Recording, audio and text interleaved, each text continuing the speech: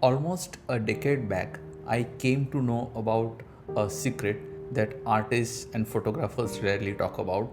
But once I came to know about it, this completely changed the way I look at art, photography, creativity, and critical thinking. Photographer David Zimmerman was speaking at an event and he was asked a question: what is the most important thing in photography? His reply was, it's not the camera, it's not the tools and techniques. The most important thing in photography is your relationship with the subject. Now, this may sound like a very fuzzy or abstract concept. So, in today's video, we are going to talk about what does the relationship with the subject actually mean? How do artists think about their relationship with the subject? And what can we do? Some concrete actionable steps that we can take to take our craft to the next level. And once you understand it, you will be able to see it everywhere: advertising, literature, poetry, art, photography, painting. Because this is not just a way of seeing or creating, this is a way of thinking. So, irrespective of the profession you are in, this will help you. Let's begin. What does the relationship with the subject actually mean? It is the functional, rational, emotional, and technical framework that an artist uses to build a relationship with the subject or to think about the subject. To understand this better, let's take the example of the Japanese painter Hokusai and his relationship with the subject Mount Fuji. His earliest work featured the oldest relationship that there is, the relationship between the people of Japan and Mount Fuji. You can see it right here in his earliest known prints, presumed to be from around 1795. Here, a man and a woman are asleep beside a kotatsu table, and Mount Fuji is in the background, hardly visible, almost present like a silent witness. In these early prints, Fuji shares the frame with the fishermen, rice terraces, trade routes. This is a record of a country building itself from the point of view of Hokusai, print by print.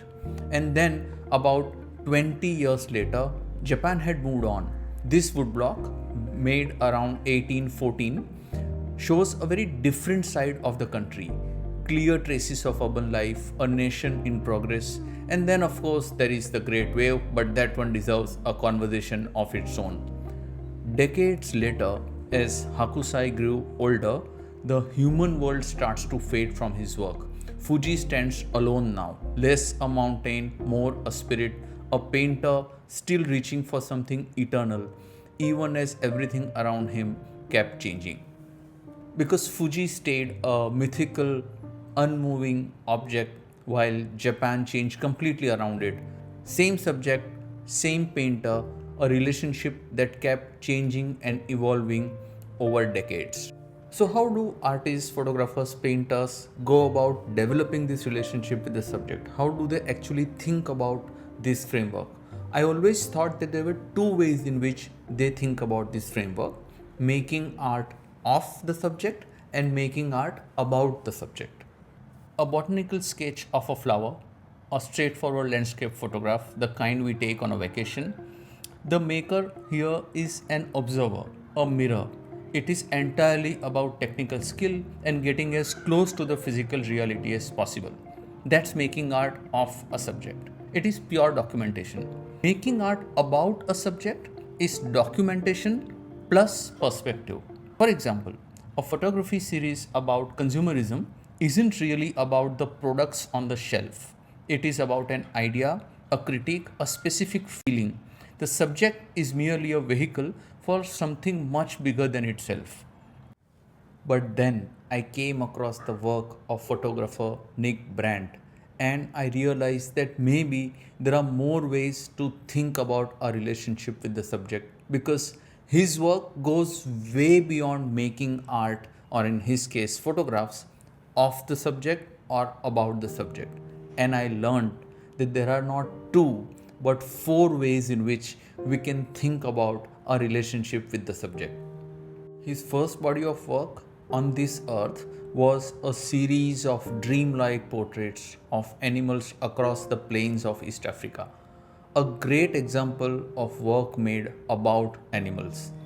This was Brandt photographing Africa as if humans had never arrived, Eden caught just before the fall. And then came the next two projects in the trilogy, A Shadow Falls and Across the Ravaged Land. That work felt like something beyond art of or about a subject. This was art made with the subjects. In A Shadow Falls, the world starts pressing in. Humans and animals begin sharing the frame. Staged, surreal, hinting at what's coming. By Across the Ravaged Land, that Eden that we saw in on this earth is completely gone. Bones on cracked earth, drought. The damage isn't implied anymore. It is the subject matter itself. In his other two projects, Inherit the Dust and The Day May Break, he took the idea further than before. This wasn't just photographs that were made of the subject, about the subject, or with the subject. These were photographs that were made as the subject. The lens, the perspective completely shifted. The story unfolds from the point of view of the subjects themselves.